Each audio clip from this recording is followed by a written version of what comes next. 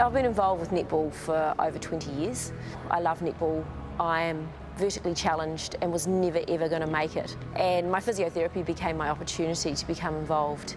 And I suppose it's one of those things, I was in the right place at the right time. When opportunities arose, I just took with them and ran. Just keep it light. Recovery. When everybody thinks about the physio, they always think about the ambulance at the bottom of the cliff philosophy. Someone falls over, gets injured, and the physio picks them up and rehabilitates them back to where they were, and that's a really key part.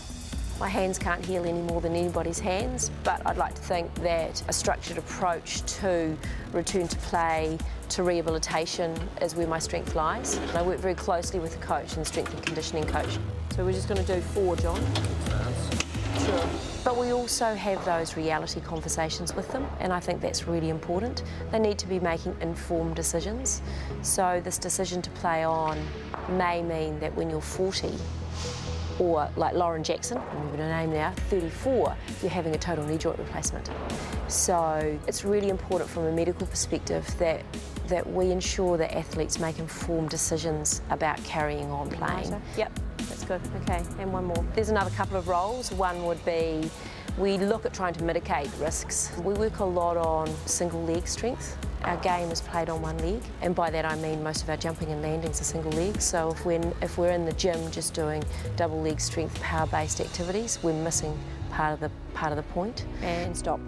Yep. One of the big things is time on task and time training.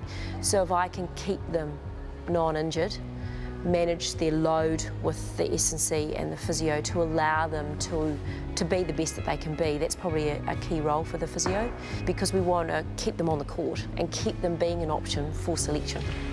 But what she brings to the team is a wealth of information, knowledge.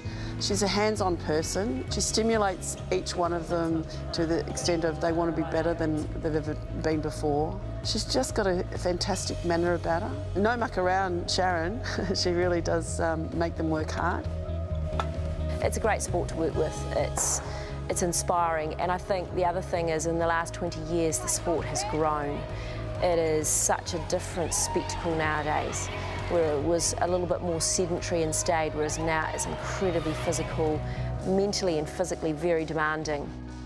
Laura can run 7Ks in a game, as well as jump and land and be physically knocked. So it is a really demanding sport. And it'll be interesting to see in the future if we continue to have the Laura Langmans in this world that play 120 tests on a trot, because the physicality of the game, the number of games that the athletes play, is much greater now. So knowing that knowledge, we know what we need to try and develop our young athletes to be able to tolerate if they want longevity in the game, and longevity in the game without getting injured.